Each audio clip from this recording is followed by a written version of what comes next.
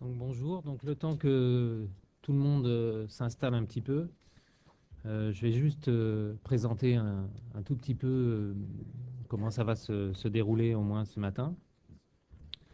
Donc Thierry a dit qu'on avait essayé d'organiser ça sous forme de thèmes. Donc ce matin, nous aurons deux thèmes qui vont être abordés et je vais me charger de gérer un petit peu le temps euh, dans ce premier thème. Vous le verrez affiché sur le PowerPoint. Le premier thème, on l'a intitulé, Thierry a dit qu'on avait utilisé des formules un peu provocatrices. On l'a intitulé Conseil en orientation et psychologie.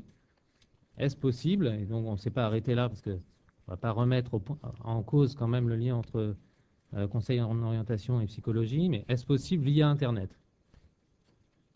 Donc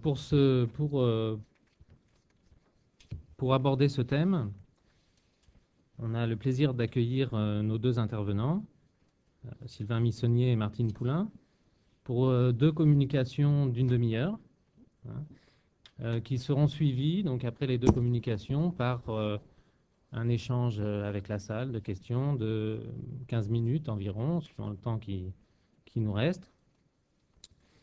Et donc avant de leur laisser la parole, je vais peut-être les présenter très rapidement. Donc Sylvain Missonnier est psychologue clinicien, psychanalyste et maître de conférences en psychologie clinique à l'Université Paris X, Nanterre.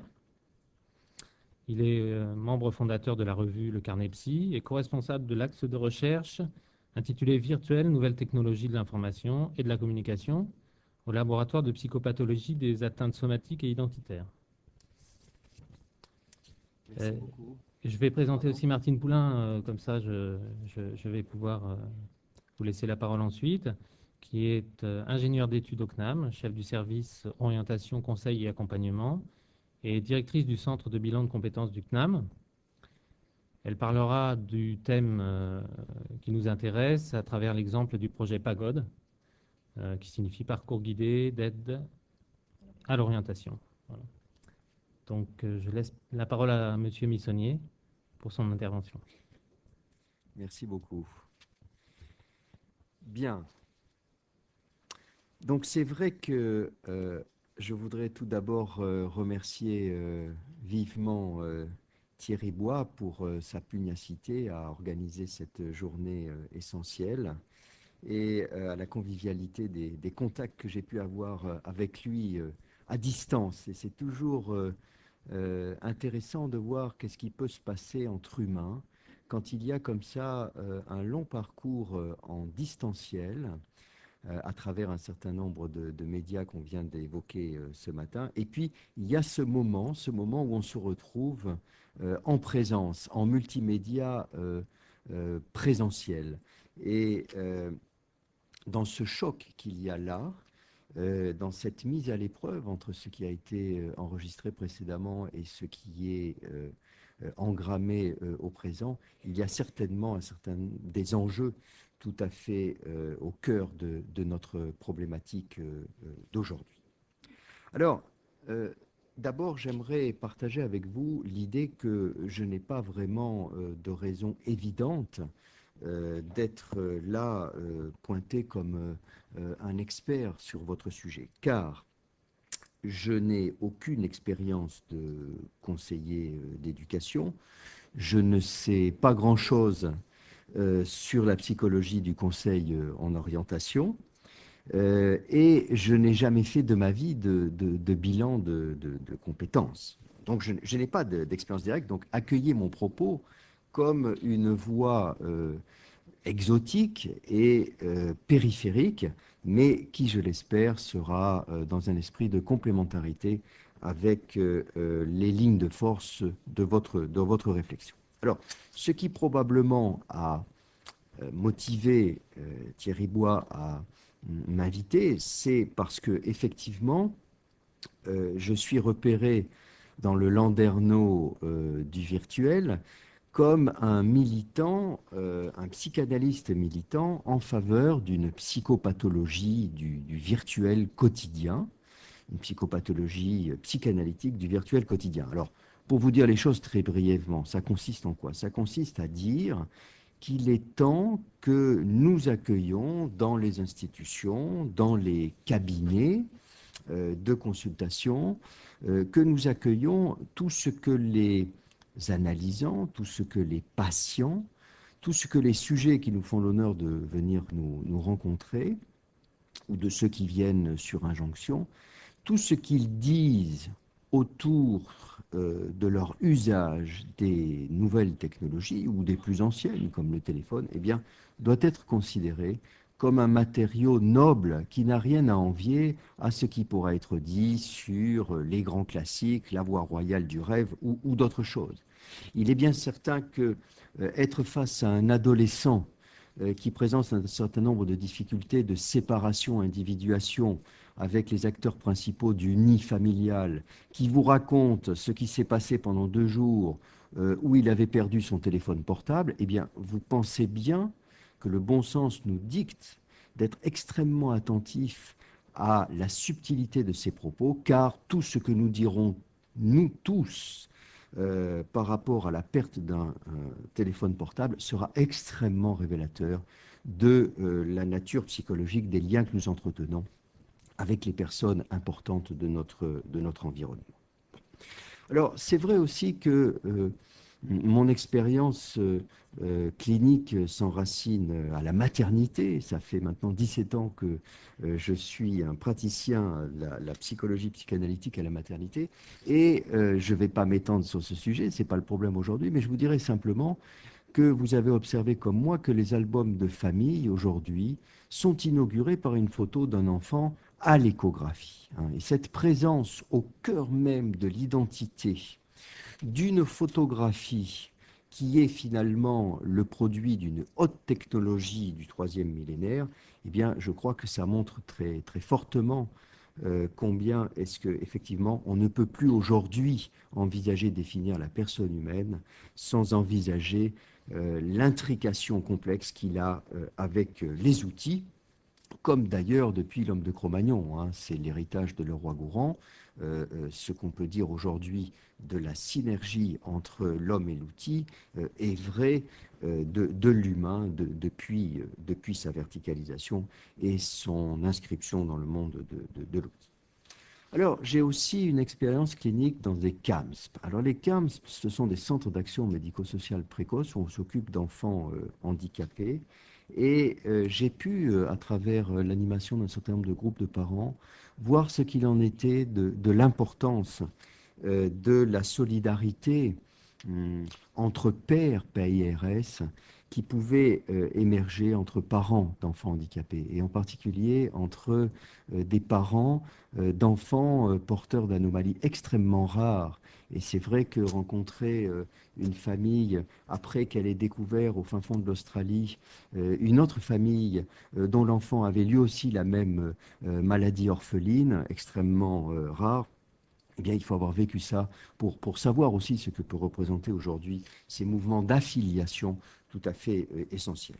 Il y aurait dans le même état d'esprit à dire énormément, on pourrait faire plusieurs conférences sur ce qu'il en est des appariements entre les devenants parents à la maternité. Beaucoup de jeunes femmes enceintes, de papas enceints, passent des heures sur Internet à puiser un certain nombre d'informations et à organiser des groupes de préparation à la naissance, finalement, qui sont extrêmement fructueux, quelquefois, mais pas toujours.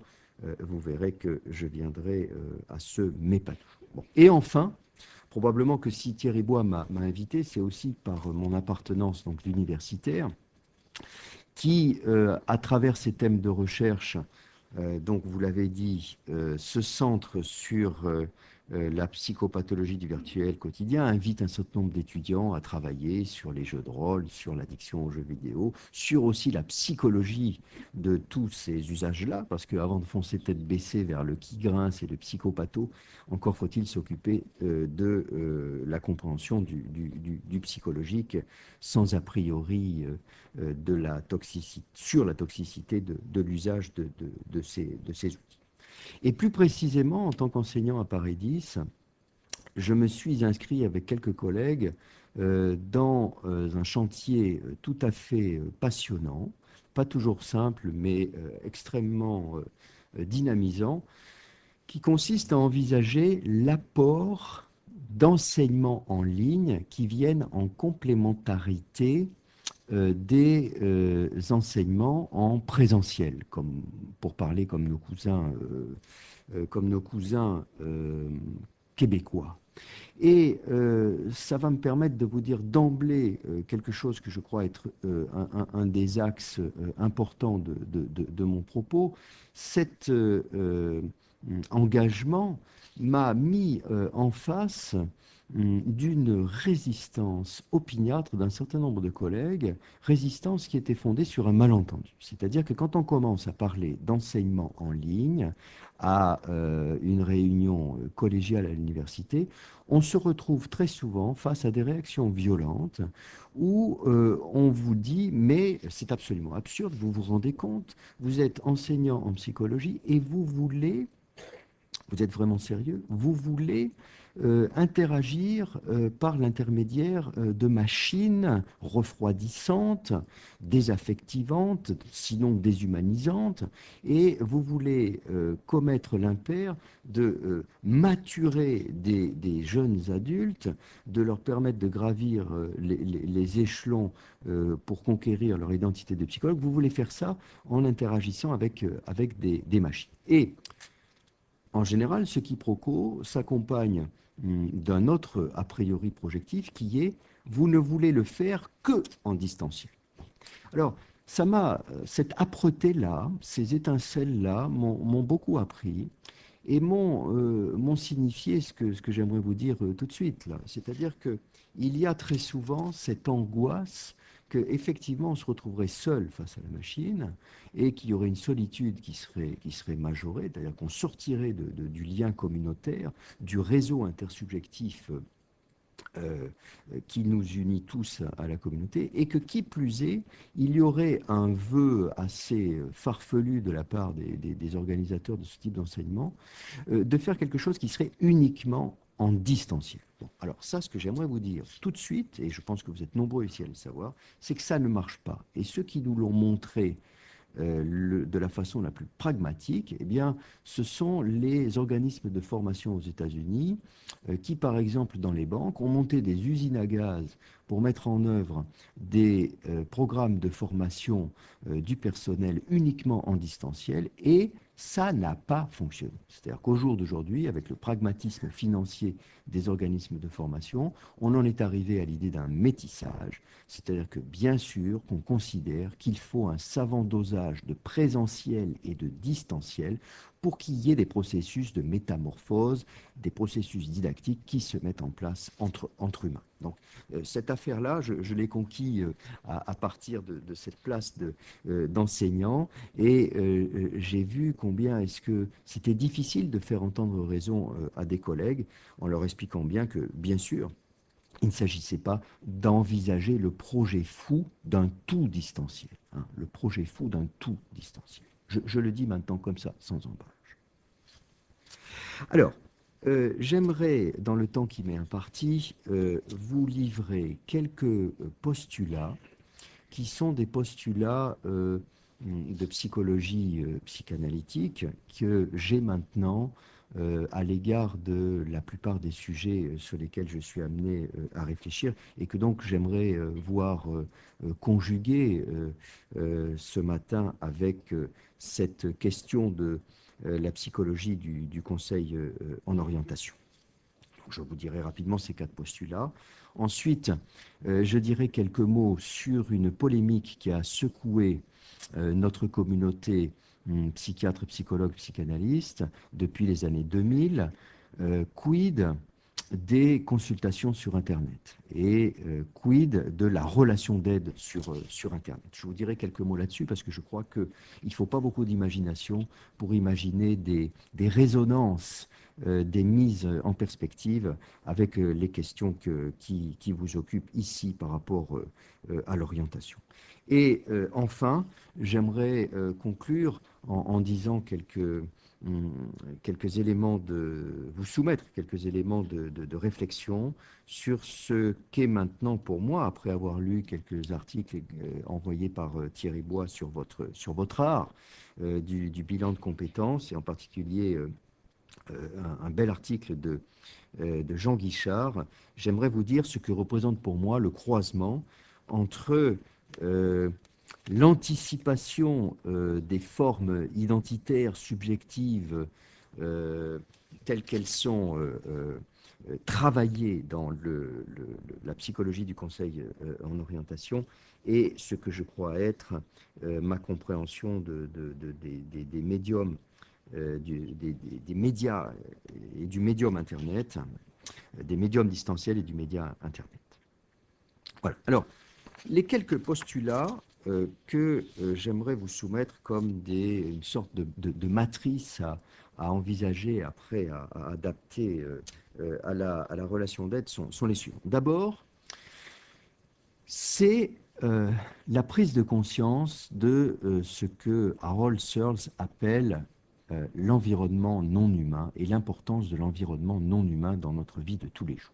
Je pense qu'il est crucial dans une journée comme la nôtre ici de rappeler d'emblée combien est-ce que ce n'est pas parce que la psychologie et la philosophie européenne, occidentale, a scotomisé de façon tout à fait spécifique les relations qui existent entre l'homme et l'animal, l'homme et le végétal, l'homme le minéral et l'homme et la technique. C'est pas parce que ça a été beaucoup fait qu'il faut persister.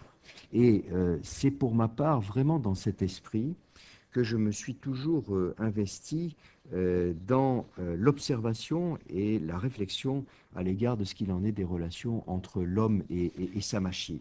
Je le disais tout à l'heure à l'égard de la perte d'un portable, d'un téléphone portable. Bon, imaginez bien que tout ce que les uns et les autres pourrions dire sur les rapports que nous entretenons avec notre portable, et vous pensez bien là qu'il y a une fenêtre qui, tant sur le plan psychologique que sur le plan sociologique, ouvre sur des informations tout à fait capitales si on veut définir aujourd'hui le sujet. Alors, le deuxième postulat est peut-être plus proche de ce que je vais essayer de suggérer pour le débat ultérieur. C'est que cet environnement non humain, ces outils, sont des prolongements de notre corps propre. Si mon disque dur dysfonctionne, eh bien, ce n'est pas une annexe lointaine qui dysfonctionne, c'est une partie de moi. Là, je suis de nouveau dans l'héritage tout à fait classique de Leroi-Gourhan, mais revu et corrigé par un certain nombre d'auteurs que je n'évoquerai pas dans le détail, mais qui ont montré l'importance qu'il y a pour nous de l'insertion corporelle de l'ensemble de nos activités. Alors vous savez que nous, les psychologues et psychanalystes, nous avons à balayer devant notre porte, tant nous avons trop souvent intellectualisé le sujet et cliver corps et esprit. Bon, on est maintenant mûr pour se mettre à l'abri de cette impardonnable errance. Bon, et nous pouvons convenir aujourd'hui combien est-ce que la corporéité de notre vie quotidienne est essentielle, et combien est-ce que si vous, moi, on rentre chez nous ce soir et que notre disque dur est défaillant et qu'on n'est pas à jour en matière de sauvegarde, eh bien, on va avoir des angoisses qui, si on les analyse avec les moyens du bord dont nous disposons en psychopathologie psychanalytique, ressembleront à des angoisses extrêmement archaïques d'amputation, de perte d'une partie de soi. Et j'aimerais insister là-dessus parce qu'il est bien certain que interagir entre humains à partir d'une machine, ce serait commettre, à mon avis, une erreur d'entendement tout à fait dommageable que de croire que parce qu'on a affaire à de la technique et à des matériaux froids, si j'ose dire, même s'ils sont traversés et réchauffés par l'électricité, eh bien, ce serait quelque chose de déshumanisant. Ce n'est pas le cas.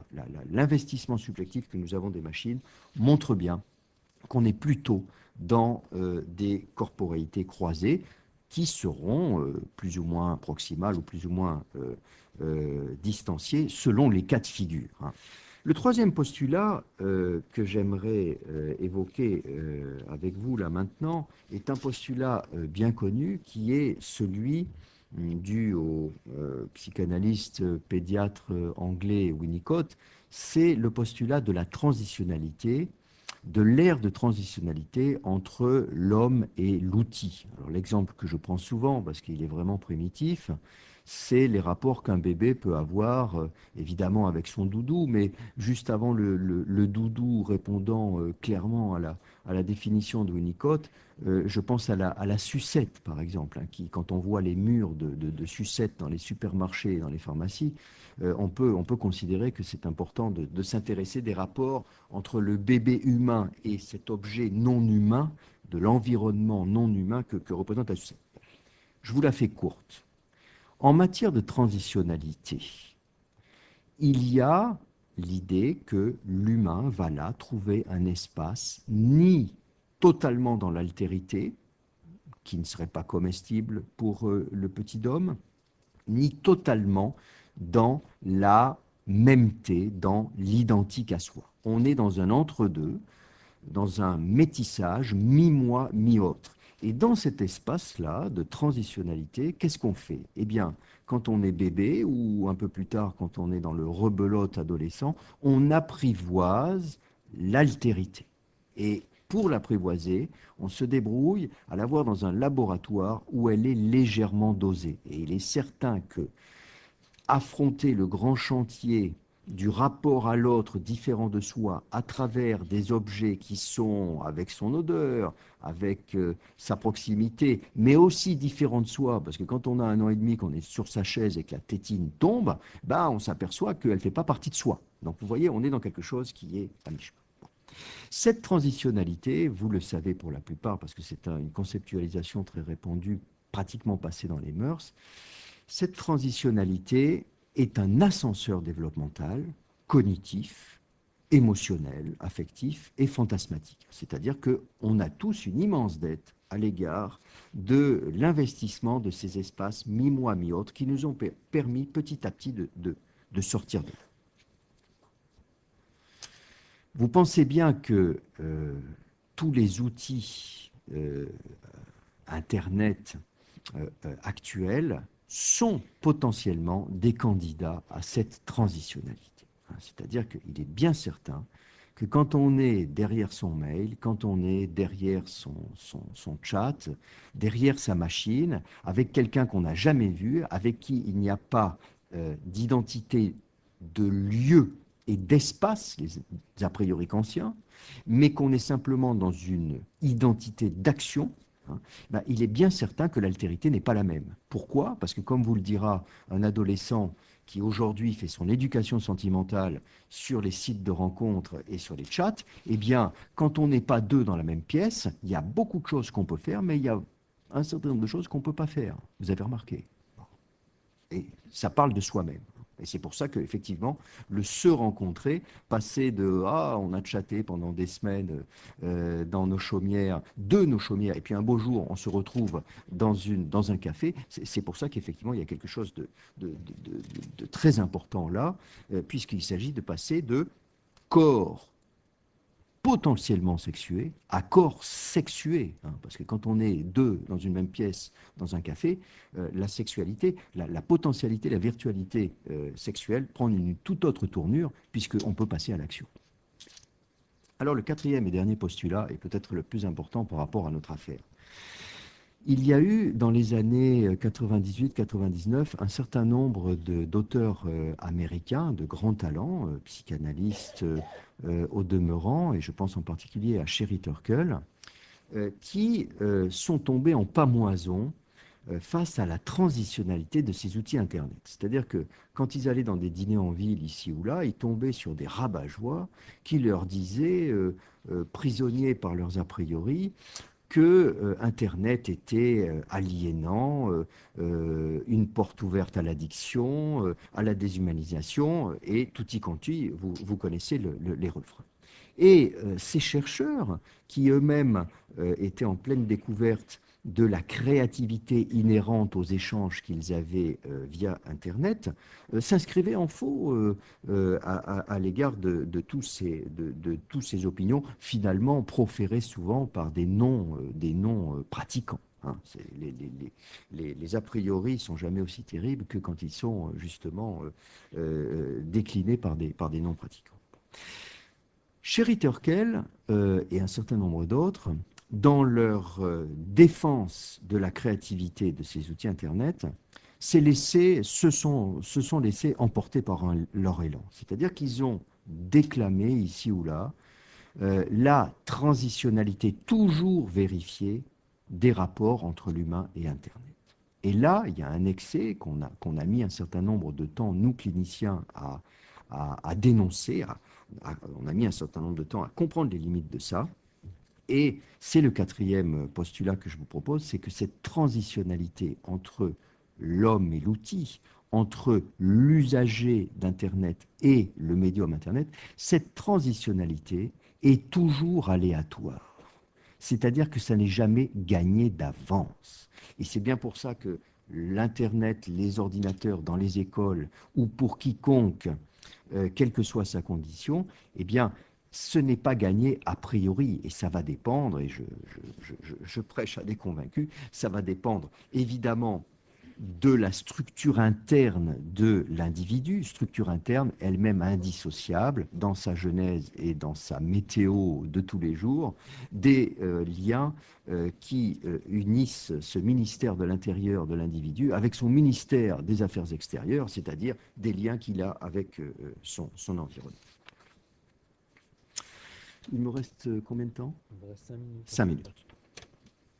Alors, fort de ce quatrième postulat, vous pensez bien que ma position à l'égard de l'orientation et du conseil sur Internet, c'est que, évidemment, s'il est uniquement en distanciel, eh bien, il sera un miroir qui ne fera que renvoyer à l'individu le cristal de sa structure individuelle. Hein. Et là, on peut être potentiellement optimiste sur le pouvoir mutatif de la rencontre entre l'homme et le contenu de la machine, si le sujet a les moyens du bord de sa propre métamorphose, si on a affaire à un sujet qui, excusez du peu, est dans la panade, est justement inhibé, pâteau et en difficulté, ce face-à-face a peu de chances d'être miraculeux et de donner lieu à une nouvelle redistribution des cartes. Bon. Par contre, quand on a effectivement peut-être médiatisé au départ par un contact avec la machine, quand on a la possibilité d'alterner bilan psychologique d'orientation médiatisé par une machine et pourquoi pas Internet en distanciel et rencontre entre quatre yeux ou en groupe avec des humains, là on peut imaginer qu'il y ait une belle promesse de métamorphose et de cristallisation à des fins d'une acuité renforcée du sujet grâce à la mise en présence de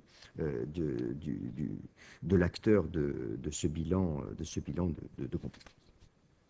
Alors, vous dire maintenant très rapidement un mot sur le deuxième point que je voulais évoquer, parce que j'ai l'impression que ça pourrait peut-être vous éviter de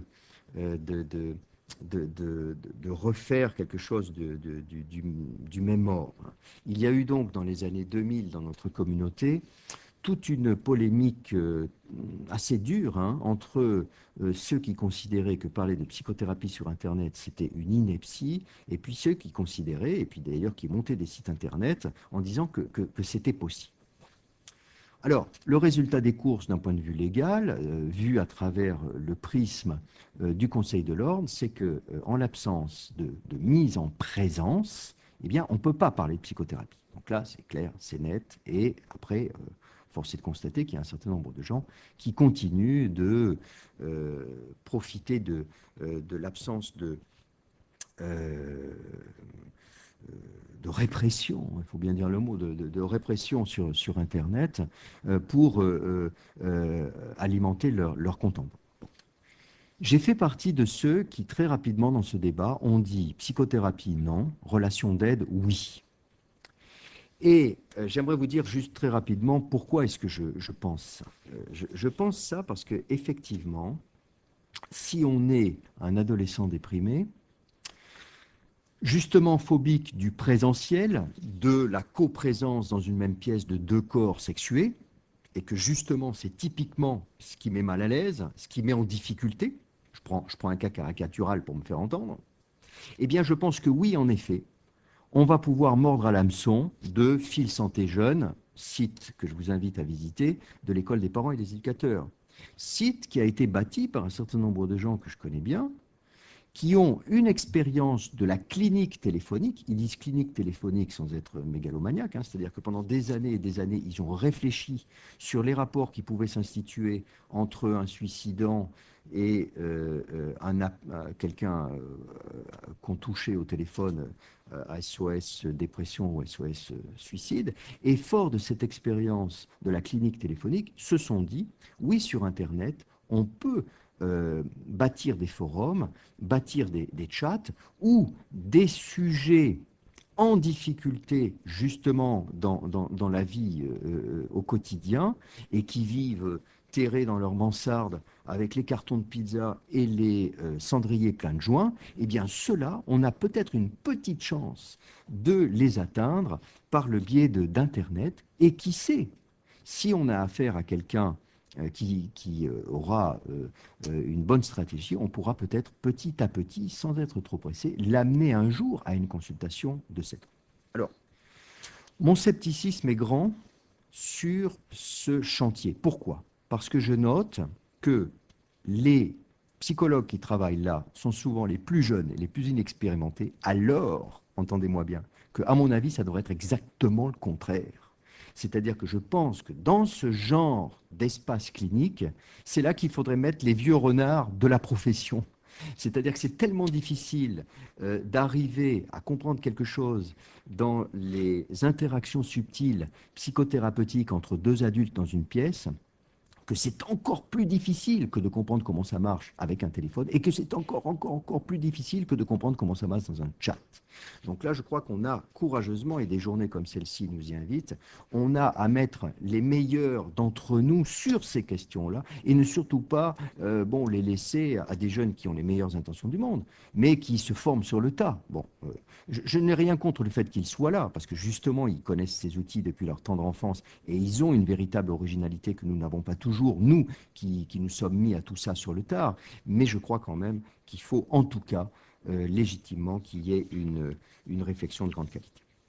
Alors pour conclure, et en revenant donc sur le croisement entre bilan d'orientation, bilan de compétences, psychologie du conseil et psychopathologie psychanalytique du virtuel quotidien, je dirais que tout est possible, tout est ouvert, mais que ce qui me semble être essentiel à prendre en compte de mon point de vue dans cette affaire, c'est le métissage entre le distanciel et le présentiel, c'est le cristal de l'individu, de celui qui mène le bilan de compétences et de celui qui participe au bilan de compétences, et que ça, qu'il y ait des machines ou qu'il n'y en ait pas, ce sont deux variables fondamentales qui vont hautement surdéterminer ce qu'il en est de cette rencontre. Et enfin, je l'ai dit tout à l'heure en dernier, considérer que sur ces sujets, il faut mettre vraiment beaucoup d'argent, d'énergie dédiée à la recherche, parce qu'il y a un cheveu entre la iatrogénie, entre le nuire et entre le faire avancer les choses. Et bien souvent, j'ai l'impression que le caractère un petit peu à la mode de nouvelles technologies opère un pouvoir de séduction, sinon de magnétisation, d'hypnotisation d'un certain nombre d'entre nous, et que du coup on baisse la garde et qu'on n'a pas toujours la vigilance qui s'impose. Donc probablement que euh, la psychologie du conseiller en orientation a beaucoup à puiser dans la richesse de la transversalité d'Internet, mais si vous m'avez bien entendu, vous avez aussi, je l'espère, mis en question le fait qu'il y a 3 fois rien entre une transitionnalité réussie et créatrice et une muselière qui va semer le désert et les illusions. Je vous remercie de votre attention. Alors, Martine Poulain, donc, comme notre collègue nous a présenté, moi je suis responsable d'orientation professionnelle et directrice d'un centre de bilan de compétences. Alors, moi, ma présence aujourd'hui, en fait, ça sera plutôt en termes de témoignage d'un module sur Internet que nous avons conçu en tant que praticien du conseil. Alors là, effectivement, on a vraiment, nous, les mains dans le cambouis, c'est-à-dire qu'on est vraiment dans la pratique.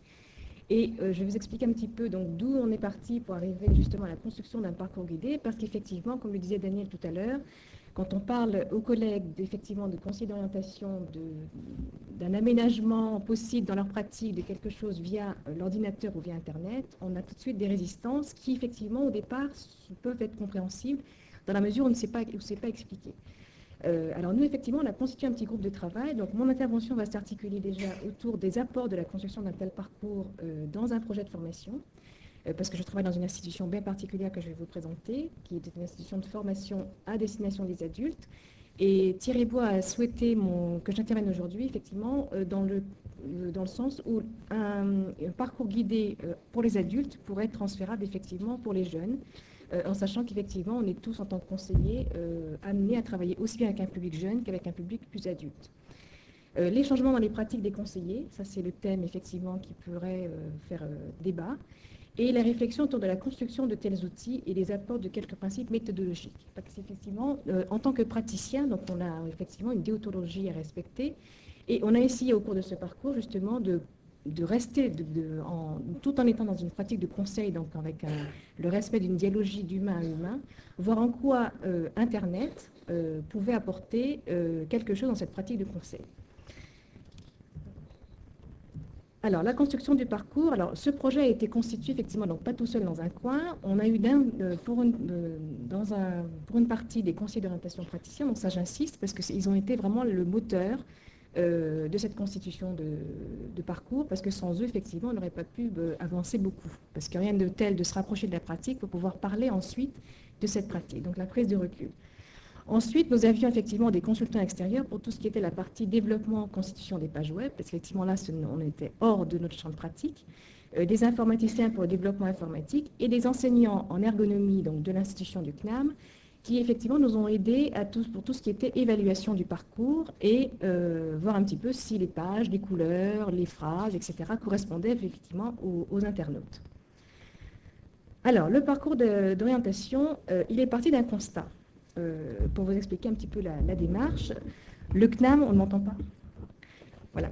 Le CNAM, donc un grand établissement que je ne présenterai plus, c'est un établissement d'enseignement supérieur, offre un service avec une grande particularité à son public d'adultes.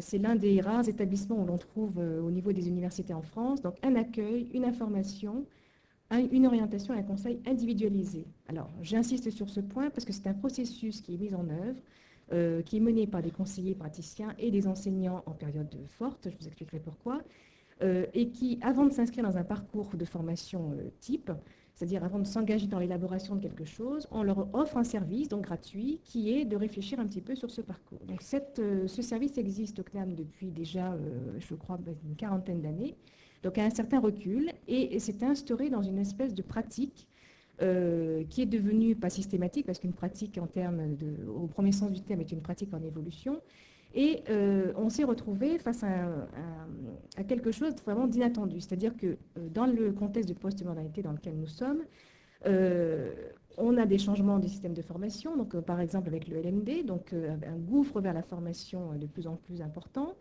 des souhaits au niveau des personnes. Alors c'est pour ça qu'on a aussi créé le centre de bilan de compétences. Les gens sont vraiment dans des problématiques. On veut faire le point sur notre itinéraire de formation ou professionnel pour pouvoir avancer, pouvoir essayer d'anticiper sur ce qui pourrait nous attendre. Et effectivement, un agglomérat de personnes qui influent, qui devenait de plus en plus important.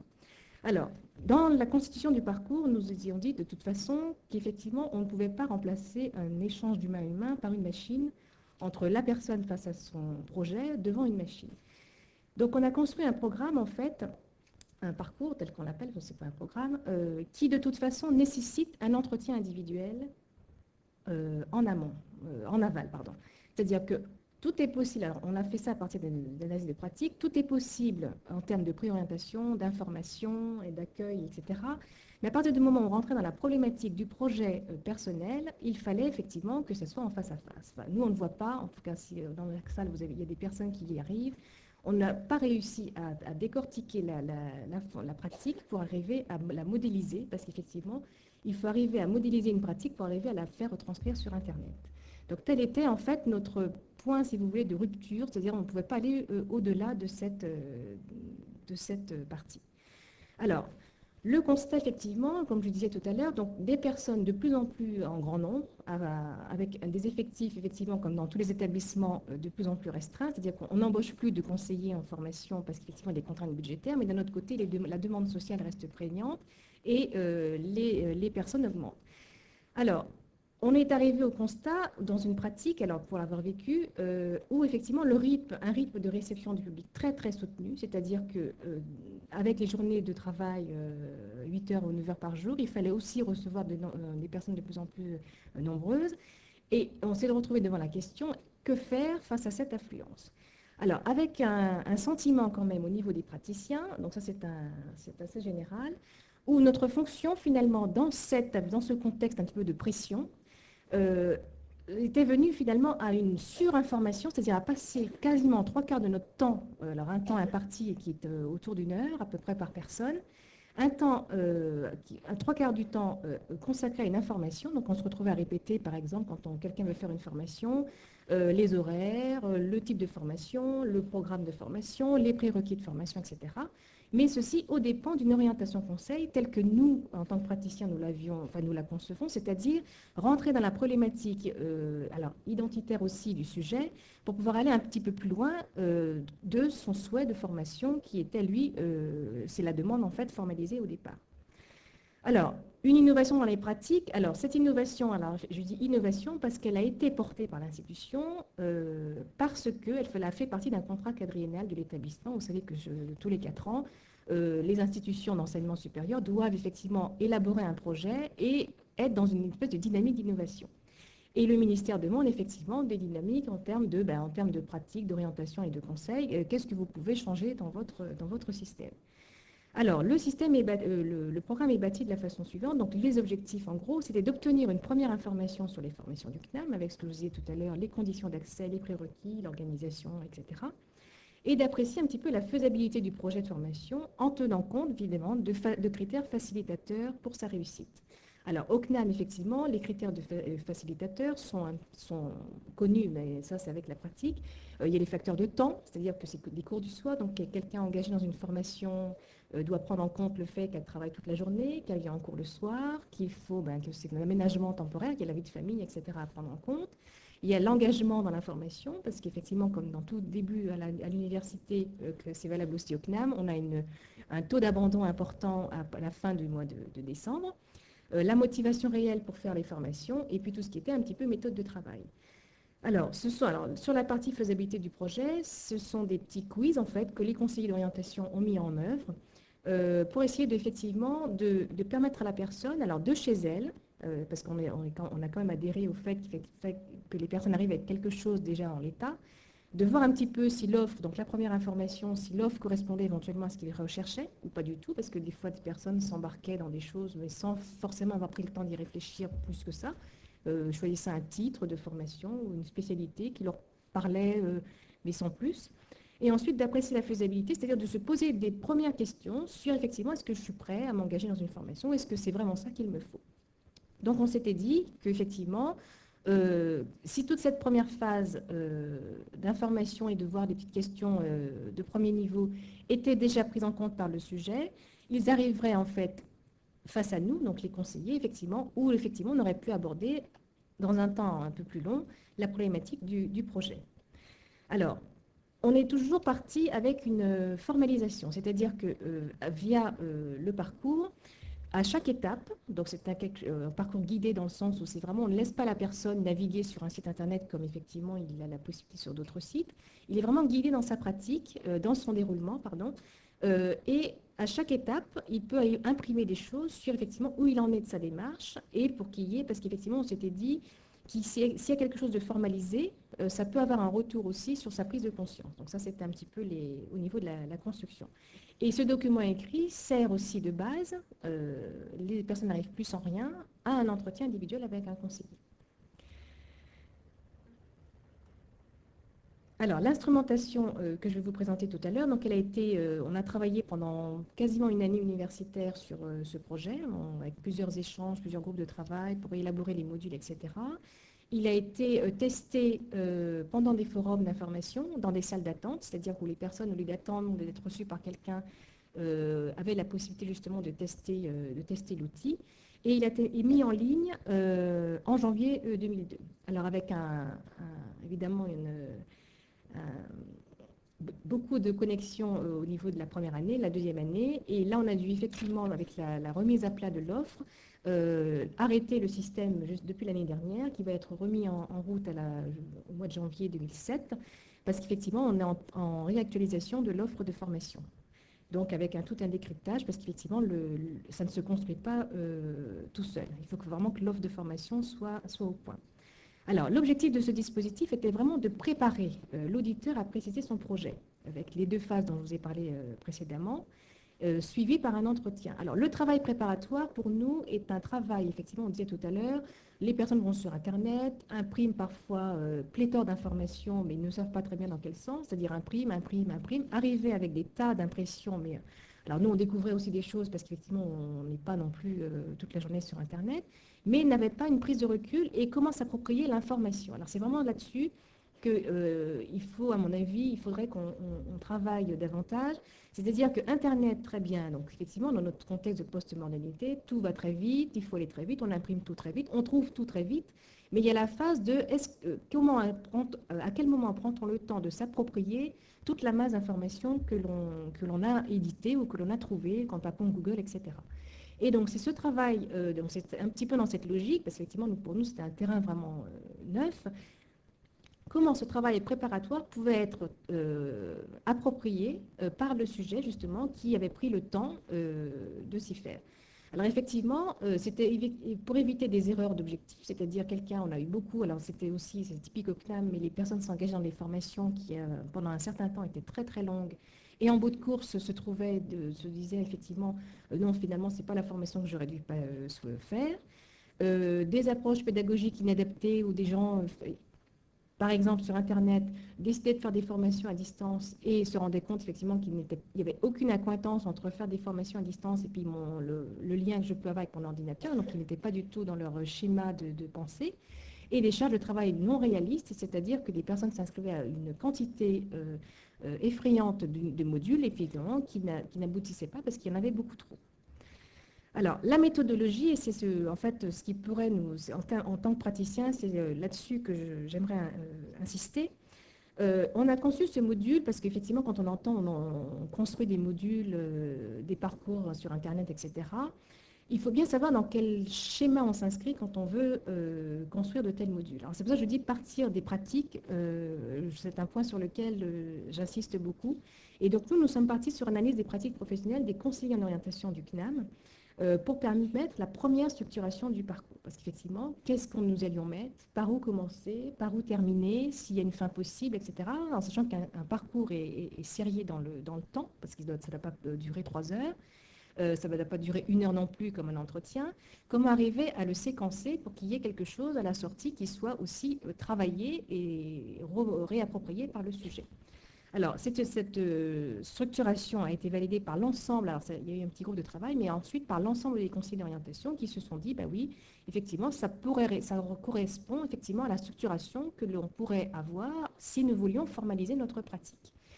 Alors, le parcours guidé a toujours été un choix, c'est-à-dire soit effectivement les gens vont sur le site du CNAM de façon libre, soit ils choisissent d'entrer dans le parcours guidé. La première étape, donc l'objectif, c'était de repérer l'offre et la faisabilité du projet. La personne ensuite se présente, donc quel est son niveau d'études, son statut, son expérience professionnelle, et elle formule ensuite donc un domaine de formation souhaité, la spécialité du diplôme, si c'est un diplôme à la carte, un complément de formation, mais ça on le verra en visu si ça fonctionne. Alors, si la formation est reconnue par l'institution, c'est-à-dire avec tout ce que nous on a rentré en termes de bagage informatique, à ce moment-là, on continue le parcours.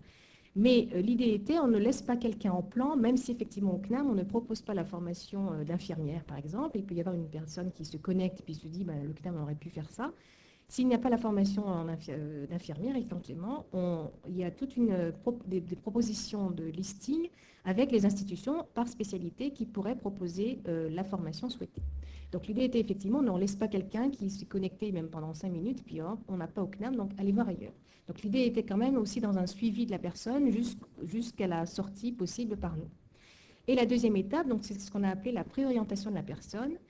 Et l'objectif étant une auto-évaluation de la personne avec des petits quiz, jeux, des bulles conseils, pour éventuellement voir un petit peu où j'en suis au moment précis où je veux poursuivre ma formation. La deuxième étape que nous avons réalisée a été finalement, après avoir séquencé un petit peu en termes d'objectifs de travail, qu'est-ce qui finalement, en termes d'activité, parce que quand on dit à nos conseillers d'orientation, qu'est-ce que tu fais réellement quand tu as un entretien avec quelqu'un, la question est tellement complexe qu'effectivement, trouver des termes pour l'expliquer, ce n'est pas si évident que ça.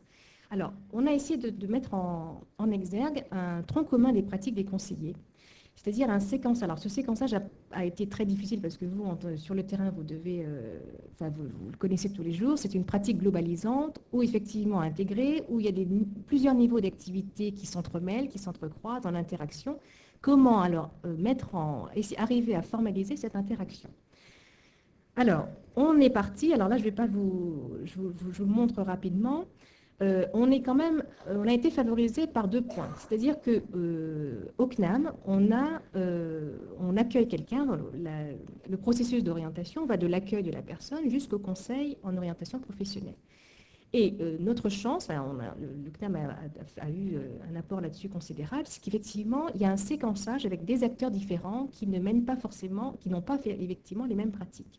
Alors, l'accueil et l'information qu'on a qualifié dans le processus de modélisation de premier niveau, ce sont des chargés d'accueil. Donc, un chargé d'accueil, effectivement, c'est quelqu'un, vous arrivez dans l'institution, bonjour monsieur, bonjour madame, vous cherchez quoi? Donc, qui est déjà fait un repérage de si l'offre existe effectivement au CNAM et arrive à séquencer déjà au niveau du traitement du processus, voir si effectivement ça peut être faisable ou pas faisable.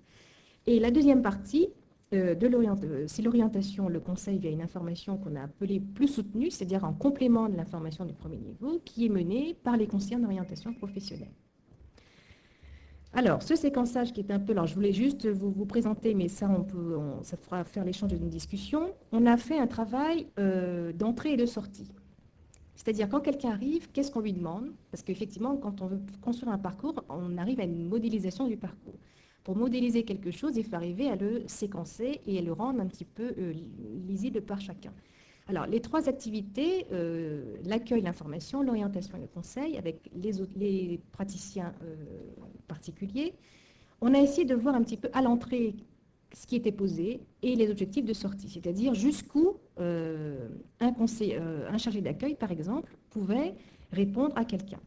Donc, l'objectif de sortie, par exemple, de chargé d'accueil, donc qui est sur la colonne de gauche, mais les documents, en fait, vous les aurez via le CD-ROM, je pense, c'était effectivement de satisfaire au mieux la demande de l'auditeur, pouvoir écouter une demande, donner des pistes de traitement de cette demande, donner un certain niveau d'information, voir s'il y a des équations entre l'offre et la demande, et fournir une documentation adéquate à la demande CNAM ou hors CNAM.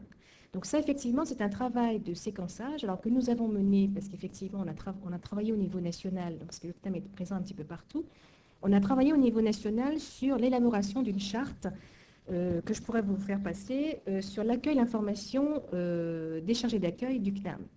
Et ce travail de séquençage a été fait justement avec les personnes concernées pour voir un petit peu où les questions qu'elles étaient amenées à traiter, donc JL parce que c'est une grande majorité de femmes, qu'elles étaient amenées à traiter et les limites devant lesquelles elles se trouvaient à un moment donné, parce que n'étant pas conseillées en orientation professionnelle, et ça ne s'invente pas, comment elles faisaient les relais. Donc c'est aussi en termes de pratique, pouvoir faire le relais à un autre quand effectivement on n'a plus le niveau d'information où ce n'est plus dans notre champ de pratique.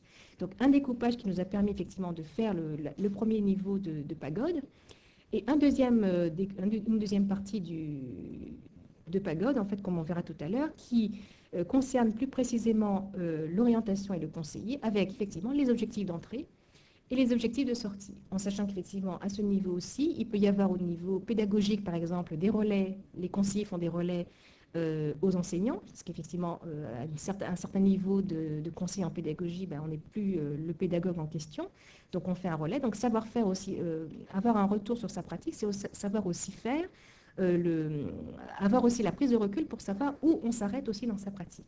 Ce séquençage nous a permis effectivement de pouvoir construire le parcours. Alors, les objectifs de sortie, les objectifs d'entrée pour chacune des... Voilà. Et là, pour terminer, pour la présentation du parcours, le projet a nécessité un développement d'outils en fait spécifiques. Alors, parallèlement, il y a eu la mise à plat et la description de l'offre. Alors ça, c'est le gros boulot, c'est-à-dire c'est le mettre à plat toute l'offre de formation pour qu'elle soit lisible par nous, c'est-à-dire, mais quand on a un peu le nez dans le guidon, parfois elle est lisible pour nous, mais pas forcément lisible pour l'autre. Donc, avoir un langage le plus explicite possible pour que quand la personne lise quelque chose, lise une information, elle puisque l'information lui parle. La deuxième partie, ça a été la conception d'un thésaurus de l'offre de formation, c'est-à-dire que quand quelqu'un rentre sur Internet, c'est souvent par mots-clés, c'est-à-dire elle va taper je cherche des cours de psychologie, elle va taper psycho ou psychologie. Donc tout un décryptage de l'offre avec la mise en place, donc ça c'est un travail qui a été fait avec l'Institut national des techniques documentaires, mettre en place les mots-clés donc par famille, donc tout un travail, c'était assez technique, pour que effectivement quand la personne puisse rentrer son mot-clé, ça soit pris en compte par la machine, par le traitement. L'informatisation de ce thésaurus, effectivement, parce que c'est en interaction, donc c'est en temps réel, donc je tape psychologie, donc je veux avoir les modules en psychologie, et la mise en place de la base de données de l'offre nationale de validation des acquis académiques. C'est-à-dire que nous, en tant que praticiens, on s'était dit aussi, on ne peut pas donner une information à quelqu'un sans essayer de prendre en compte le maximum de billes sur d'où vient cette personne. Donc cette personne peut déjà avoir, par exemple, un niveau de formation particulier, donc on ne peut pas faire comme si elle débutait à zéro. Elle peut avoir un niveau professionnel déjà conséquent, donc on ne peut pas faire comme si elle ne travaille pas. Donc on a conçu un module sur la validation des acquis professionnels, c'est-à-dire essayer d'être au plus proche en termes d'informations recueillies de ce que la personne, effectivement, pourrait trouver avec le parcours. Voilà, et on a donc l'accompagnement effectivement avec des consultants externes pour la mise en place de la navigation et de la charte graphique. Donc ça, c'est après des détails techniques, mais qui sont importants aussi pour être sur un site, il faut être à l'aise avec le site et il faut qu'il soit aussi explicite que possible. Voilà, donc maintenant je vais vous présenter le parcours. Alors juste pour revenir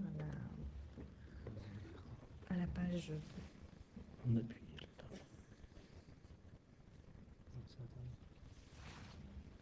Voilà. Donc le parcours se présente de la manière suivante. Vous avez donc la page d'accueil Bienvenue au CNAM dans notre parcours guidé. Donc c'est un parcours qui s'affiche en parallèle du site du CNAM, donc il n'est pas obligatoire. Donc les personnes, si elles le voient, y vont. Et si ça ne les intéresse pas, effectivement, elles vont sur le parcours national. En sachant qu'effectivement, souvent, il y a un retour, c'est-à-dire que les personnes croient aller plus vite en passant par le parcours libre, et il y a un retour sur le parcours guidé dans le sens où c'est tellement complexe qu'effectivement, elles se sentent, il y a une nécessité de revenir au parcours guidé. Alors, avec toujours un souci, donc on s'était dit, c'est pas quelque chose qui peut être sur le même plan que Google. C'est-à-dire, on s'était dit, il faut que ça aille assez rapidement, mais par contre, il ne faut pas que ça aille trop vite, parce qu'on est quand même dans une problématique de recherche d'informations dans un objectif d'élaboration d'un projet, un projet qui n'est pas anodin, c'est-à-dire qu'il faut aussi prendre le temps de réfléchir à ce qu'on veut faire avant de se lancer comme ça rapidement. Donc à chaque fois, Nous expliquons ce que la première phase, donc ce que je vous ai un petit peu raconté, en quoi consiste la première phase, en quoi consiste la deuxième phase, pour que les gens sachent effectivement à quoi s'en tenir en allant sur le parcours. Alors, ensuite, vous avez, donc on se laisse guider par le parcours, et vous avez la série des questions qui arrivent. Donc, par exemple, vous êtes salarié, demandeur d'emploi, en profession libérale, et l'éducateur titulaire uniquement d'un bac sans expérience. Donc, ça, on l'a effectivement calqué sur les types de publics reçus dans l'institution. Et effectivement, s'il n'y a aucune catégorie, donc à ce moment-là, il nous contacte en envoyant un mail en disant voilà, je ne suis pas, je ne rentre dans aucune des catégories, par exemple, je suis mère au foyer, etc. Est-ce que je peux quand même faire des formations au CNAM? Donc à ce moment-là, il y a un relais qui est fait sur notre plateforme téléphonique que nous avons conçue effectivement en même temps, où les informations de premier niveau, donc ça c'est effectivement les informations que nous caractérisons de premier niveau, peuvent être relayées par une plateforme téléphonique, donc en temps réel. Donc l'Internet fait un relais au téléphone, donc on est toujours à distance, mais avec quelqu'un au bout du fil à ce moment-là qui peut répondre de façon plus fine aux questions, mais qui reste aussi de l'ordre des chargés d'accueil, c'est-à-dire à des niveaux très circonscrits. Alors, la personne, effectivement, se laisse guider. Donc, par exemple, je suis salarié. Donc, à chaque fois, vous verrez, il y a des choses un petit peu en bleu soulignées. Ce sont des informations sur, plus particulières sur, par exemple, quand on est salarié, on savoir plus sur le droit de la formation. Donc, on parle du DIF, du CIF, des droits, du plan de formation continue. Donc, un maximum d'informations qui permettent à la personne de savoir où, en fait, où elle met les pieds. Donc, je suis salarié. Je choisis donc quel domaine de formation recherchez-vous. Donc par exemple, on va marquer psychologie, parce que là on est dans l'orientation pour la psychologie, donc je vais mettre psychologie. Rechercher. Et là, ça active effectivement ce dont je vous ai parlé tout à l'heure, le thésaurus et l'informatisation du thésaurus. Alors, dans le domaine, calé sur l'offre de formation du CNAM, donc vous avez les domaines de formation proposés en psychologie, donc psychologie du travail, psychologie cognitive, psychologie de la communication, etc. Enfin, toute une série de modules, enfin de domaines possibles en psychologie. Et à ce moment-là, la personne clique sur effectivement la psychologie qui lui paraît la plus appropriée. Donc, par exemple, psychologie du travail. Vous avez choisi donc effectivement la psychologie du travail dans un domaine, donc psychologie du travail. Donc ça c'est pour vraiment, ça c'est la systématisation de l'offre de formation. Pour vous aider à choisir une formation adaptée, nous vous proposons de poursuivre ce parcours. Alors, vous pouvez aussi faire une nouvelle recherche si effectivement elle se rend compte que non, c'est plus psychologie, mais c'était ergonomie. Donc, il y a toujours une possibilité de faire un retour en arrière. Et donc, il continue son petit parcours. Et là, on rentre effectivement, quel est votre niveau d'études? Donc, la personne dit, ben, j'ai un bac ou un bac plus 2. Quel est votre diplôme le plus élevé? Donc, j'ai un bac plus 2, ben, j'ai un DUG, un DUT. Dans quelle spécialité? Alors là, il y a un petit bug. Donc là, il marque si c'est la spécialité du diplôme ou pas du diplôme. Avez-vous obtenu ce diplôme dans les 10 dernières années? Alors effectivement, les questions ne sont pas anodines. C'est-à-dire qu'avec l'expérience, on se rend compte que des personnes qui ont laissé le banc de l'école depuis très longtemps, c'est pas évident pour elles de revenir effectivement dans un contexte de formation. Effectivement, on est assis, on est en phase d'écoute, et donc se remettre un petit peu dans les rouages. Donc effectivement, on leur dit, si effectivement ça fait plus de 10 ans, on leur proposera des enseignements préparatoires à l'entrée, c'est-à-dire remettre un petit peu lentement les pieds à l'étrier. Avez-vous un diplôme dans la spécialité? Donc effectivement, finalement, je me rappelle que j'avais fait une première année de DUG ou un niveau de DUG que je n'ai pas validé. Donc effectivement, je dis oui. Alors tout ça pour prendre en compte le maximum d'infos sur l'itinéraire précédent. Et c'est là dont je vous parlais tout à l'heure. Donc à titre informatif, sachez que si vous êtes titulaire d'un diplôme ou d'une attestation de stage dans le domaine que vous souhaitez faire, la psychologie du travail en particulier, vous pouvez envisager une validation des acquis académiques, une validation des études de l'enseignement supérieur qui s'appelle maintenant depuis 2 ans. Et on leur donne un texte, effectivement, si vous cliquez là-dessus, sur qu'est-ce que c'est qu'une validation des acquis. Il me reste du temps, tout petit peu de temps. Ensuite, la personne regarde si effectivement il lui faut un module, donc une formation à la carte, un certificat, un diplôme, etc. Donc on va cliquer sur le diplôme, mais ça vous pourrez le faire éventuellement de chez vous, comme ça vous verrez comment ça fonctionne. Et là on lui propose les diplômes délivrés par le CNAM. Donc les DESA, les diplômes, etc. Donc il clique sur l'enseignement et vous avez le maximum d'infos. Alors là effectivement comme c'est remis à jour, sur les prérequis, les contenus, la bibliographie, tout ce qui va avec tout ce qui est nécessaire en termes d'information pour l'auditeur. Alors, vous devez choisir, parce qu'effectivement, il bloque si vous ne faites pas comme il vous dit, parce qu'il est vraiment guidé. Et donc là, on fait suite.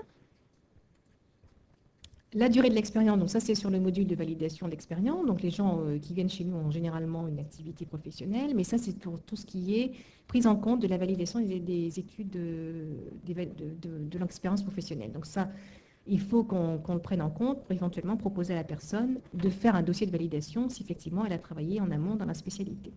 Alors, toujours des critères de attention, effectivement, vous avez une expérience professionnelle, mais ça, ce sont des critères méthodologiques propres à l'institution.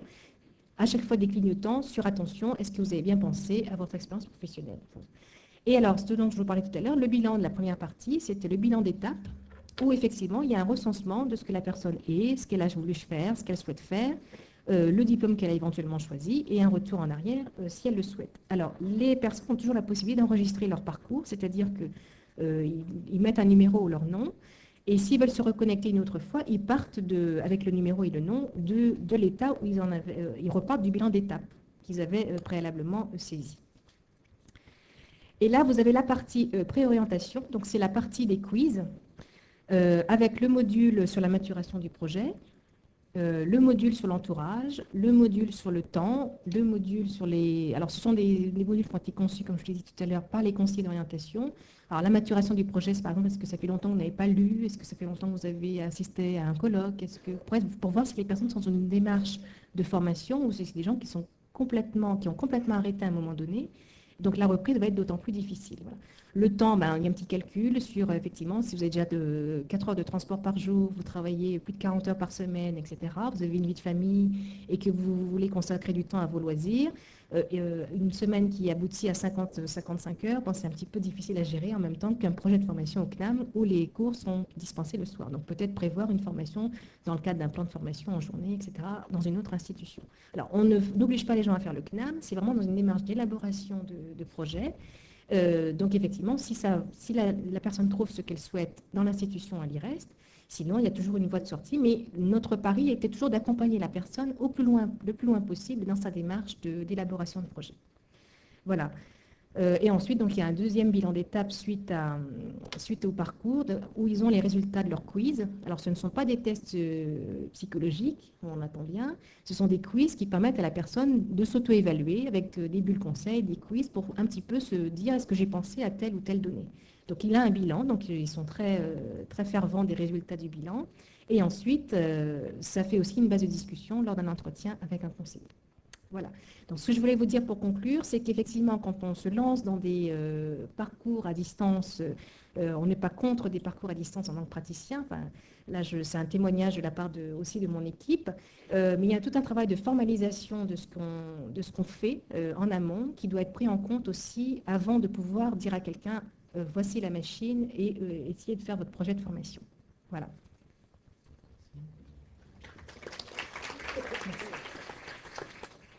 Merci pour cette présentation concrète qui nous présente bien, je pense, un outil qui est en fait englobé dans une démarche plus large d'accompagnement et qui associe présentiel et distanciel, comme ça avait été un peu suggéré dans la première intervention. On a un petit peu de temps pour une ou deux questions. Il doit y avoir ma collègue quelque part que je ne vois pas, mais peut-être avec un micro. Qui est là, voilà. Donc alors nous on vous voit pas beaucoup d'ici, parce qu'on a la lumière dans les yeux, mais si vous voulez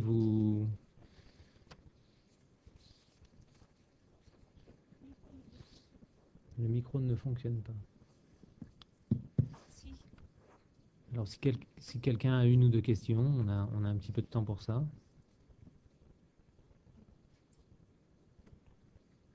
Là-bas.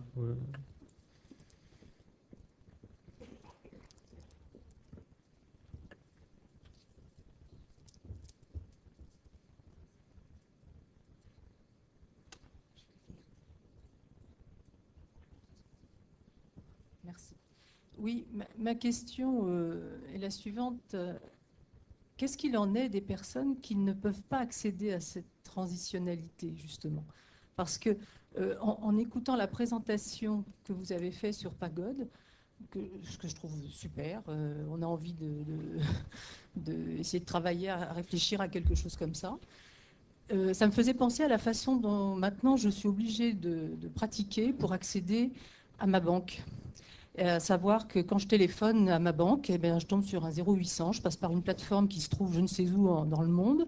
En général, on me dit, je regarde l'agenda de votre conseillère et puis je m'aperçois en fin de compte que si j'ai le temps de pas travailler une demi-journée, ben, je passe dans la rue où il y a la banque et puis entre deux, je règle le problème. Donc, est-ce que je suis très partagée parce que je suis complètement convaincue qu'Internet est essentiel, mais en même temps, est-ce qu'il ne faut pas qu'on résiste un peu, nous, professionnels de la relation d'aide, psy de formation, je rappelle, est-ce qu'il ne faut pas qu'on résiste un petit peu, dans la mesure où en plus vous avez commencé en disant que c'était quand même, ça a été mis en place pour régler un problème de sous-effectif par rapport à la gestion des flux de personnes qui viennent consulter le CNAM. Est-ce qu'on n'est pas en train de complètement tayloriser, entre guillemets, notre fonction et de se dire, tout ce qu'on va pouvoir faire avant par la machine, ce sera parfait. J'ai envie de dire, quand est-ce qu'il mérite d'être reçu par le conseiller, le client qui fait ça? Merci. La question s'adresse un petit peu aux deux intervenants, peut-être si vous voulez commencer. Alors, moi, je vais répondre sur la partie qu'est-ce qu'effectivement cette machine peut apporter à la personne. Alors, quand on a vraiment conçu dans un contexte, effectivement, où les flux étaient importants. Mais ce qu'il faut retenir, enfin, ce que je mettrais peut-être en amont, parce que les flux, effectivement, ils sont toujours là, c'est effectivement le niveau d'information. C'était vraiment ce qui se passait pendant l'entretien, où effectivement on se trouvait confronté à 3/4 d'informations, donc on va dire qui devenaient systématiques ou systématisées, dans la mesure où répéter 36 fois dans la journée, qu'effectivement c'est des cours du soir de telle heure à telle heure, qu'il faut un niveau de prérequis, etc. Pour nous, il nous semblait que c'était des niveaux d'information qu'ils pouvaient déjà avoir en lisant effectivement quelque chose sur un outil à distance. Et qu'effectivement, il y avait un moment d'appropriation de cet outil, donc en sachant qu'il mettait les pieds dans l'institution, en sachant que c'était des cours du soir, qu'il se sentait effectivement en accointance avec les prérequis souhaités. Donc le niveau, c'était vraiment en termes d'information, pour justement laisser une place beaucoup plus grande à la partie justement de l'orientation et du conseil, qui rentrait véritablement dans la problématique du sujet. Alors effectivement, j'entends bien, est-ce qu'on ne peut pas résister un petit peu plus longtemps au fait qu'effectivement Internet arrive? Je pense effectivement que vous prêchez une convaincue, c'est-à-dire que résister, mais à quel titre? Alors qu'effectivement, on peut avoir un niveau d'information déjà donné par l'Internet.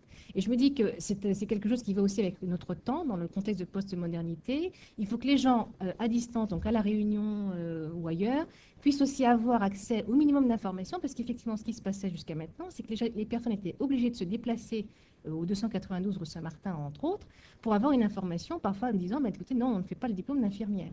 Donc, leur donner la possibilité d'avoir une première info à distance, dans un parcours guidé, en leur disant, écoutez, vous n'êtes pas tout seul, mais de toute façon, ça sera de toute façon validé par un entretien individuel. Alors, c'est aussi là qu'il y a une articulation. On ne laisse pas les personnes tout seules face à la machine.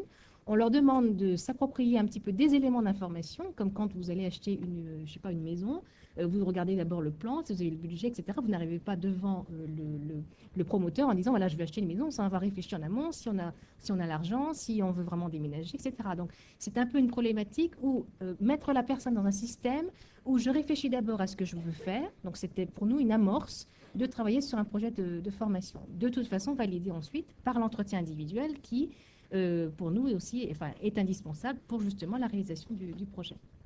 Voilà, pour la partie Pagone. Je laisse pour la transition. Oui, ça marche, oui. Alors, moi, je dois dire que j'ai été très, très admiratif du travail que vous avez fait, et je me plaisais à rêver qu'il y ait quelque chose du même ordre pour les étudiants sur le site de nombreuses universités. C'est vrai qu'on voit si souvent les premières années à l'université des jeunes adultes qui sont partis dans la mauvaise direction, que ce que vous faites là est sûrement extrêmement important. Alors maintenant, la question, je dirais, de la clinicienne, parce que votre question, c'est une revendication d'une composante clinique dans le bilan d'orientation. Donc évidemment, moi, je ne peux qu'acquiescer à votre proposition, c'est-à-dire éloge du sur-mesure individuel. Ce que vous proposez là n'est pas plus, pas moins qu'un test, hein. Et face à ce test, on peut imaginer que vous aurez toutes les tailles et tous les coloris de réponses humaines. Ça ira de celui qui sera frontalement confronté à ses inaptitudes et qui décrochera très vite et qui aura dans sa journée une nouvelle fois de plus récolté quelque chose qui va alimenter sa misère et sa dépression. Et puis à l'autre extrême, vous aurez quelqu'un qui va boucler ça, alerte, avec efficacité et qui va effectivement voir là une nouvelle occasion de considérer qu'il y a un reflet narcissique important qui va le dynamiser pour la suite. Bon, alors, la vie n'est pas faite de tout blanc et de tout noir. Et il y a tous les gris entre les deux, hein. C'est-à-dire qu'on peut très bien imaginer, et c'est là que c'est intéressant, quelqu'un qui au début, que ce soit pour sa banque ou que ce soit pour le CNAM, va avoir un mal fou, va laisser tomber, va quand même dans un effort surhumain mémoriser son nom et son numéro, va revenir 3 jours après et finalement avoir une grande fierté à y arriver. On a tous vécu des choses comme ça avec les modes d'emploi d'une télécommande ou des choses beaucoup plus compliquées sur Internet. Mais là, on a affaire probablement à quelqu'un qui a une certaine ressource et qui peut y aller. Donc moi, ce que j'aimerais dire comme ça de façon un peu candide, dans un appel à un monde meilleur, c'est que dans le meilleur des cas, si vous arrivez à faire une offre la plus large possible, qui soit ouverte à ceux qui sont bon pied, bon oeil, et qui sont ouvertes à ceux qui sont patraques, eh ben, ce sera une position la plus humaniste possible. Moi, j'ai par exemple entendu qu'à un moment donné, il y avait moyen de cliquer sur quelque chose et de se retrouver avec un mail ou avec un téléphone. Bon, alors, on peut imaginer que ce soit parce qu'il soit dans une impasse et qu'il ne répond. Bon, et ça, c'est-à-dire que peut-être qu'il y aurait moyen subtilement de mettre des items pour les patraques et les perdus, et faire en sorte qu'ils se retrouvent plus rapidement que les agiles face à de l'humain téléphonique, mais c'est déjà mieux que la machine tout seul, et faire en sorte comme ça qu'on puisse accéder à de l'humain comme ça sans que ce soit une impasse, hein, c'est-à-dire quelque chose d'assez convivial qui va reposer la question de la quantité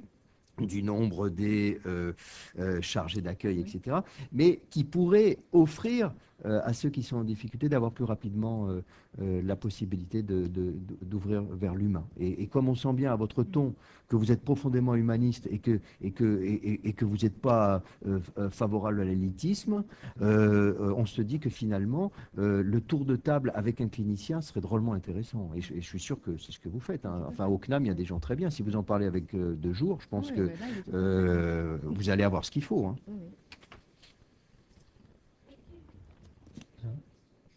Il y a une question, mais on prendra juste celle-là parce qu'on est déjà un petit peu en retard. Mais peut-être que les autres qui ont d'autres questions pourront les garder pour un autre moment de la journée. Donc je ne reviendrai pas sur le problème des moyens. On pourrait imaginer que l'usage de ces machines, Internet, serait une manière de remplacer les moyens qui manquent dans les relations à la personne. Moi, je voudrais poser une question, faire une remarque. Vous parliez de conseiller d'orientation professionnelle.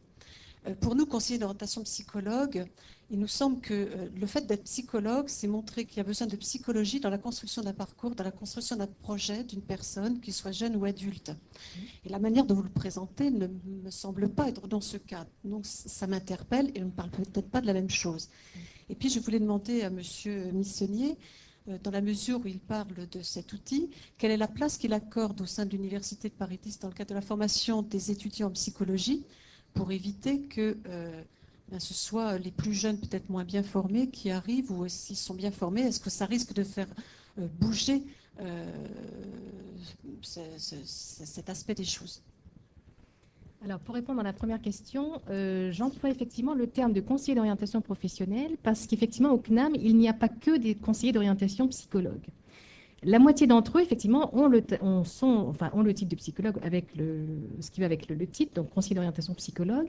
Mais nous avons aussi des personnels qui sont psychologues de formation, donc qui ont des DESS qui leur donnent le statut, qui ont des DEA, des masters recherche, qui leur donnent le statut de psychologue, qui constituent l'équipe. Donc effectivement, on ne pouvait pas appeler tout le monde conseiller d'orientation psychologue, parce que certains avaient le titre et d'autres n'avaient pas le titre de conseiller d'orientation psychologue, mais étaient psychologues de surcroît, parce qu'ils sont tous titulaires de DESS. Alors, ils sont tous formés par l'INETOP, donc qui est quand même l'institution qui forme les conseillers d'orientation psychologue.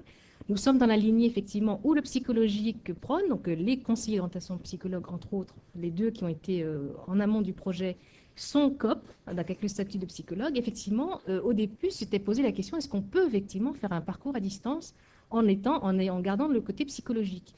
Effectivement, le côté psychologique n'apparaît pas dans le parcours, ça ne se substitue en aucun cas au praticien qui est le conseiller d'orientation professionnelle, donc qui englobe qui englobe les praticiens en général. Donc, il n'y a pas de substitution de la machine à l'humain. Ça, c'est vraiment, ça, on y tient. C'est pour ça qu'effectivement, c'est un parcours d'aide à l'orientation. On n'a pas non plus appelé parcours d'orientation. C'est une aide à l'orientation, une aide à un cheminement de pensée qui permet à la personne de s'auto-évaluer. Alors, les petits modules, les petits quiz et les bulles conseils que nous avons élaborés, c'était vraiment avec l'objectif, effectivement, d'une auto-évaluation. Alors, qui interpellait des facteurs psychologiques de la personne, effectivement, mais qui ne sont en aucun cas, je répète, des tests psychologiques au sens pur et dur. Mais j'insiste sur le fait que c'est comme une démarche qui s'inscrit bien avec des conseillers d'orientation psychologue et avec des psychologues de formation. Donc, ils sont tous praticiens de la fonction alors, il y a les novices et les experts. Chacun appréhende un peu sa fonction aussi sur le terrain, parce que c'est un métier qui s'apprend, mais avec l'idée qu'effectivement, on ne va pas vers la substitution de la machine vers l'homme, de l'homme vers la machine. Alors, effectivement, un problème de moyens, on est dans un contexte où l'embauche devient de plus en plus difficile. Nous, ce n'était pas en termes de moyens, c'est-à-dire en termes de ressources physiques, c'était en termes de comment essayer de gagner sur la qualité du service rendu. C'est-à-dire qu'en mettant à distance le maximum d'informations de premier niveau, on a fait le pari que les personnes arriveraient avec un niveau d'information un peu plus guidé, arrêteraient d'arriver, parce qu'on a vécu, arrêteraient d'arriver avec des pages d'impression qui allaient dans tous les sens, auraient un peu circonscrit un petit peu la démarche, la recherche d'informations, et arriveraient avec un état où effectivement le facteur psychologique à ce moment-là dans l'orientation professionnelle sera mieux pris en compte. Enfin, c'était un peu l'idée, l'objectif qu'on s'est donné dès le départ. Voilà. Pour la partie... Alors, pour répondre, ça marche pas, ça marche, c'est pour répondre à la question de l'enseignement à Paris 10. D'abord, je suis vraiment content que vous m'ayez interrogé là-dessus, parce que ça va me permettre de dire 2-3 choses essentielles d'un point de vue technique et politique. Oui, politique. Alors, d'abord, d'emblée, on a été plusieurs à lever le lièvre. Si cette histoire d'enseignement en ligne est une façon de maltraiter encore un peu plus les flux considérables d'étudiants et de mettre du distanciel à la place du présentiel, alors là, vraiment, ça ne convient pas. Éthiquement et politiquement, ça ne convient pas. Et non seulement il ne faut pas être d'accord, mais il faut se battre contre ça. Bon, et d'une.